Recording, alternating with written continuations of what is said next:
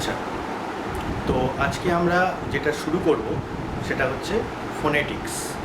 Phonetics মানে normally উচ্চারণ তত্ত্ব।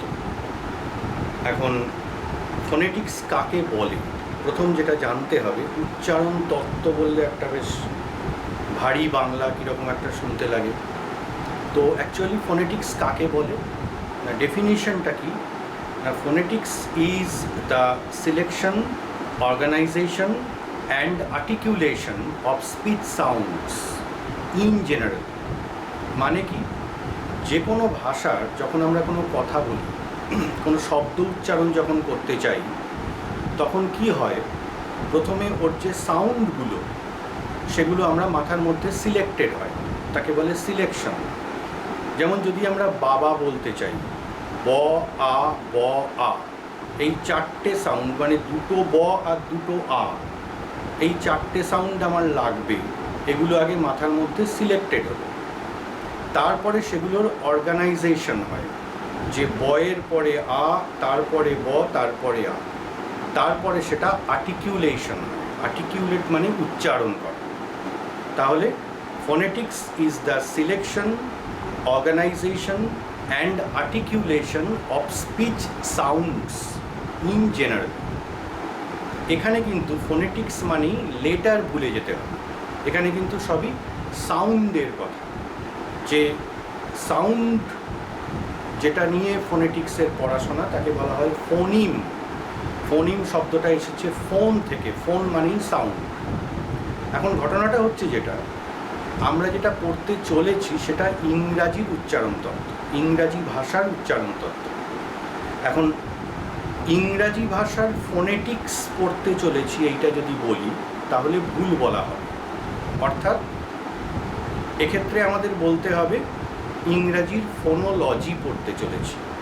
ফোনোলজি কাকে বলে না, phonology is actually the study of the selection, organisation and articulation of speech sounds of a particular language. কোনো একটা নির্দিষ্ট ভাষার ধ্বনিতত্ত্ব পড়ছি বললে বলতে হবে ফোনোলজি। যেমন ইংরাজি ভাষার ফোনোলজি আমরা পড়তে চলেছি, আর ফোনেটিক্স বললে যে কোনো ভাষার উচ্চারণ তত্ত্বই বোঝায়। এটা হলো প্রথম কথা। এইবারে যেটা বললাম, এই যে স্পিচ সাউন্ডস যাকে বলা হয় ফোনিম। এখন ইংরাজি ভাষায় ফোনিম 44, there are 44 phonemes, 24 consonant sounds and 20 vowel sounds। এই দুয়ে মিলে হলো 44 সাউন্ডস, যাকে বলা হয় ফোনিম। ফোনিম জিনিসটা কি না, phoneme is the minimal distinctive unit of the sound system of a language. Distinctive means meaning changing, মানে ফোনিম মানে সাউন্ড সিস্টেমের ক্ষুদ্রতম একক, যেটা আমরা যে ক্ষুদ্রতম শব্দটা উচ্চারণ করতে পারি তাকে বলে ফোনিম। ইংরাজি ভাষায় ফোনিম, দেয়ার আর 44 phonemes, 24 consonant sounds and 20 vowel sounds, that is 44 phonemes. এখন কথাটা হচ্ছে যে আমরা ইংরাজি ভাষায় উচ্চারণ করি কোনো শব্দ কিভাবে করি, সেটা হচ্ছে অ্যাকচুয়ালি আমাদের যে লাংস, যে ফুসফুসটা, সেটা প্রশ্বাসের সময় এক্সপ্যান্ডেড হয়, কিছুটা বায়ু আমরা গ্রহণ করি, আর যখন নিঃশ্বাস ফেলি, বাইরে ছাড়ি যখন বাতাস, তখন লাংটা সংকুচিত হয়। এখন আমরা কোনোদিন প্রশ্বাস নিতে নিতে কোনো সাউন্ড উচ্চারণ করতে পারি না, নিঃশ্বাস ফেলার সময় সাউন্ড উচ্চারিত হয়। ব্যাপারটা কি হয়, আমাদের লাংস পাম্প করে যখন সংকুচিত হয়, তখন সে খানিকটা এয়ার স্ট্রিম থ্রো করে দেয়। সেটা উইন্ড পাইপের মধ্যে দিয়ে এসে আমাদের মুখের মধ্যে বিভিন্ন রকম অর্গানের মধ্যে দিয়ে ঠেকে ঠুকে বেরোবার সময় বিভিন্ন রকম সাউন্ডের আওয়াজ হয়। এই জিনিসটাই হচ্ছে স্পিচ, তাকেই বলে স্পিচ। সেই জন্য অর্থাৎ যে এয়ার স্ট্রিমের দ্বারা আমরা কথা বলি তাকে বলে পালমোনিক ইগ্রেসিভ এয়ার স্ট্রিম। পালমোনিক মানে অফ লাংস, ফুসফুস থেকে বেরোচ্ছে যেহেতু বাতাসটা। ইগ্রেসিভ মানে টু গো আউট, মানে যেটা বাইরের দিকে বেরোচ্ছে। পালমোনিক ইগ্রেসিভ এয়ার স্ট্রিম। এখন এই লাং থেকে শুরু করে আর আমাদের ঠোঁট থেকে সাউন্ড বেরোবার পর্যন্ত কতগুলো সিস্টেমের মধ্যে দিয়ে এয়ার যায়। সেই সিস্টেমগুলোকে মেনলি 3 ভাগে ভাগ করা যায়। কি কি? Respiratory system, phonatory system and articulatory system. এই 3টে সিস্টেমকে একসঙ্গে বলে দ্য অর্গানস অফ স্পিচ, মানে যে অঙ্গগুলোর মাধ্যমে আমরা কথা বলি। প্রথম কথা রেসপিরেটরি সিস্টেম। এখন রেসপিরেটরি সিস্টেম কী কী নিয়ে হয়? লাংস মানে আমাদের ফুসফুস, এবং চেস্ট মাসলস বা ইন্টারকস্টাল মাসলস, অর্থাৎ বুকের যে পেশি সংকোচনের ফলে বাতাসটা বেরোয়, এবং উইন্ড পাইপ, যাকে বায়োলজিক্যাল ভাষায় বলে ট্রাকিয়া, শ্বাসনালী। এখানে যদি আমরা পিকচারে দেখি তাহলে এইরকম একটা জায়গায় লাংটা আছে হয়তো, এবং এইখানে বুক আছে, ইন্টারকস্টাল মাসলস বা চেস্ট মাসলস, আর এইটা হচ্ছে উইন্ড পাইপ। এইটা উইন্ড পাইপ, এই পাইপের মধ্যে দিয়ে বাতাসটা উঠে এইটা হচ্ছে অরাল ক্যাভিটি, মুখের মধ্যের গহ্বর, আর এইটা হচ্ছে নেজাল ক্যাভিটি, নাকের মধ্যের গহ্বর। তো উইন্ড পাইপ দিয়ে বাতাসটা উঠে অরাল ক্যাভিটির মধ্যে দিয়ে বেরোবার সময় বিভিন্ন অর্গানের সঙ্গে বিভিন্নভাবে টাচ করে যে সাউন্ডটা বেরোয় সেটাই হচ্ছে স্পিচ। তাহলে প্রথম যে সিস্টেমটা সেটা হচ্ছে দ্য রেসপিরেটরি সিস্টেম। সেই রেসপিরেটরি সিস্টেমটা কি? লাংস, ইন্টারকস্টাল মাসলস বা চেস্ট মাসলস, এবং উইন্ড পাইপ বা যাকে বলে শ্বাসনালী। বেশ, এটা গেল রেসপিরেটরি সিস্টেম। ফোনাটারি সিস্টেমটা কি? উইন্ড পাইপের ঠিক গোড়ায় একটা এই যে অংশটা, একে বলে গ্লটিস। গ্লটিস থাকে, ওটা আলাদাভাবে একে আমি পরে বুঝিয়ে দিচ্ছি। যে গ্লটিসের গায়ে ভোকাল কর্ডসগুলো, সরু সরু সুতোর মতো অংশ টাইটলি আটকানো থাকে। তো ফোনাটরি সিস্টেম যেটা, সেই গ্লটিস, তার গায়ে আটকানো যে ভোকাল কর্ডস এবং ল্যারিংস ইন জেনারেল, এই অংশটাকে বলা হয় ল্যারিংস। এই অংশটাকে বলা হয় ল্যারিংস ইন জেনারেল। এইটা হচ্ছে ফোনাটরি সিস্টেম। এইবারে আর্টিকিউলেটরি সিস্টেমটা কি? যেটা মুখের মধ্যে আছে, অর্থাৎ upper and lower lip, upper and lower teeth. আচ্ছা, এইবারে আমাদের ওপরটা, মানে হাঁ করলে হাঁয়ের যে উপর দিকটা, একে বলে তালু। আমরা যদি ভালো করে হাত দিই দেখবো ওপরের পাটির যে দাঁত, এই যে দাঁতের পরে একটু খোলা মতো অংশ আছে, দ্যাট ইজ এই অংশটা। একে বলে পোস্ট অ্যালভিওলার রিজন, এবং এই খোলা মতো অংশ আর দাঁতের যে কানেকশনটা তাকে বলে টিথ রিচ বা অ্যালভিওলার রিচ। তাহলে প্রথমে হলো টিথ, তারপরে অ্যালভিওলার রিচ, তারপরে খোলা মতো অংশটা হচ্ছে টিথ রিচ,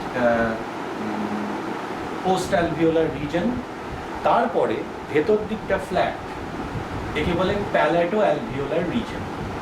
এখন এই যে প্যালেটো অ্যালভিওলার রিজন, এই প্যালেটো অ্যালভিওলার রিজনকে যদি আমরা ইমাজিনারি একটা দাগ দিয়ে দুভাগ করি, তাহলে এর সামনের অংশটাকে বলে হার্ড প্যালেট, পিছনের অংশটাকে বলে সফট প্যালেট। এইগুলো হচ্ছে সব আর্টিকিউলেটরি সিস্টেমের অন্তর্ভুক্ত। আর কি আছে যেটা সব থেকে ইম্পর্টেন্ট, যেটা না থাকলে আমরা কথাই বলতে পারবো না, দ্যাট ইজ আওয়ার টাং, জিভ। এইটা জিভ। এইবারে জিভের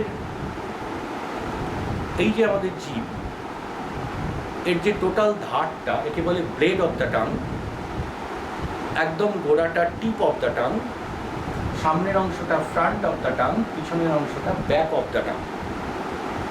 এইবারে নর্মালি কি হয়, সফট প্যালেটের এই যে প্রথমে টিপ, তারপরে অ্যালভিওলার রিচ, তারপরে পোস্ট অ্যালভিওলার রিজন ফোলা অংশ, তারপরে ফ্ল্যাট অংশ প্যালেটো অ্যালভিওলার রিজন।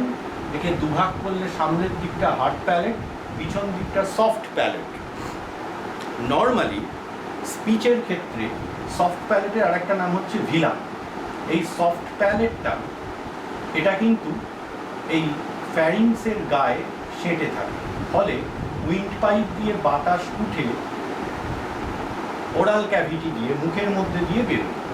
কিন্তু কিছু কিছু সাউন্ড আছে যেগুলোকে বলে নেজাল সাউন্ড, দ্যাট ইজ ম, ন, ঙ। এই সাউন্ডগুলো যেহেতু নাকি সাউন্ড, এইগুলো উচ্চারণের সময় কি হয়, সফট প্যালেট বা ভিলামটা আর এর সঙ্গে ঠেকে থাকে না, খানিকটা ঝুলে পড়ে। ফলে এই যে মাঝের গ্যাপটা উৎপন্ন হয়, এই গ্যাপের মধ্য দিয়েও খানিকটা বাতাস বেরোয় নাক দিয়ে। সেই জন্য নেজাল সাউন্ড উৎপাদনের সময় অরাল ক্যাভিটি, নেজাল ক্যাভিটি দুটো দিয়েই বাতাস বেরোয়। সেই জন্য নাকি উচ্চারণ হয়, ম, ন, ঙ, এইগুলোকে বলে নেজাল সাউন্ড। তো এই ব্যাপারটাকে বলে আর্টিকিউলেটরি সিস্টেম, এবং এই তিনটে সিস্টেম নিয়ে টোটাল হচ্ছে স্পিচ অর্গানস।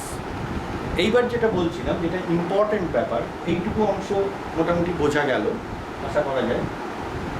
এইবারে এই অংশটা, দ্যাট ইজ গ্লটিস এবং তার গায়ে যে ভোকাল কর্ডস, এই অংশটা খুব গুরুত্বপূর্ণ। কীরকম?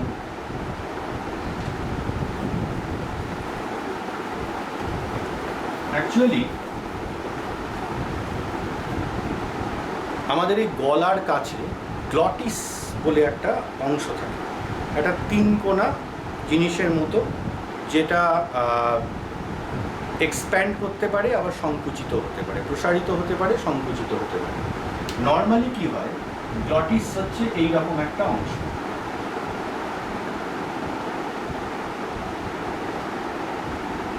এরকম একটা অংশ হচ্ছে গ্লটিস। নর্মালি গ্লটিসের গায়ে সরু সরু সুতোর মতো কতগুলো অংশ টাইট হয়ে আটকানো থাকে। এই সরু সরু সুতোর মতো অংশগুলোকে বলা হয় ভোকাল কর্ডস। এইবারে গ্লটিসটা এটা প্রসারিত অংশ।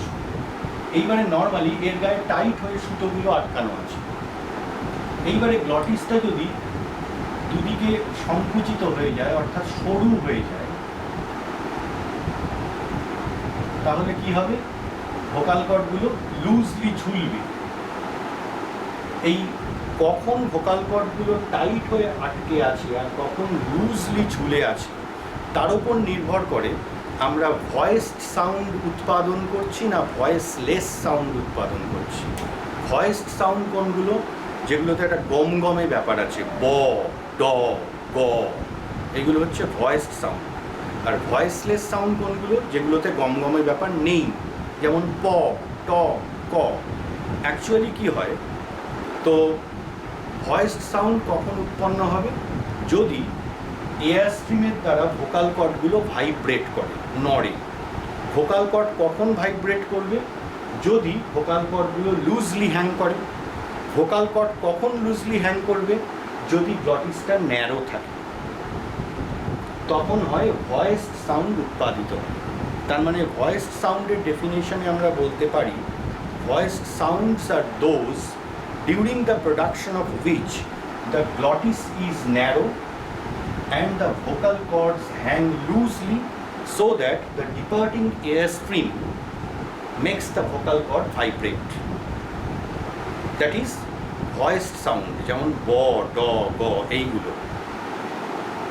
ঠিক উল্টোভাবে যখন ভয়েসলেস সাউন্ড উৎপন্ন হওয়া মানে কি, ভোকাল কর্ডগুলো ভাইব্রেট করবে না। ভোকাল কর্ড কখন ভাইব্রেট করবে না? যদি গ্লটিসটা প্রসারিত থাকে। এইখান থেকে আমরা ভয়েসলেস সাউন্ডের ডেফিনেশন পেতে পারি যে voiceless sounds R those during the production of which the glottis is wide apart and the vocal cords are tight so that the departing air stream do not make the vocal cord vibrate. এই হলো voiceless sounds আর voiced sound, এদের conception. Okay, this is the preliminary knowledge of phonetics. এইবারে আমরা ওই যে 44 phonemes, 24 vowel sounds and 20 consonant sounds, এদের differentiate আমরা করতে যাবো আর কি। যে প্রত্যেকটা সাউন্ড আলাদা আলাদাভাবে কীভাবে হয়। এই প্রসঙ্গে আরেকটা জিনিস বলে রাখা দরকার, that is called stricture. Stricture বলে একটি কথা আছে।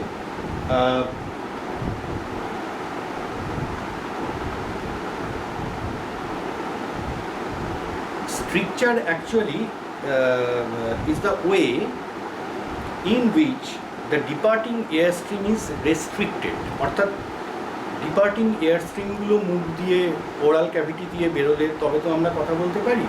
এখন যে সিস্টেমের দ্বারা সব সাউন্ড উৎপন্ন করার জন্য সমান পরিমাণ বা একইভাবে তো এয়ারস্ট্রিম বেরোবে না মুখ দিয়ে, এখন যে সিস্টেমের দ্বারা এই ডিপার্টিং এয়ারস্ট্রিমটা রেগুলেটেড কন্ট্রোলড হয় সেই সিস্টেমটাকে বলা হয় স্ট্রিকচার।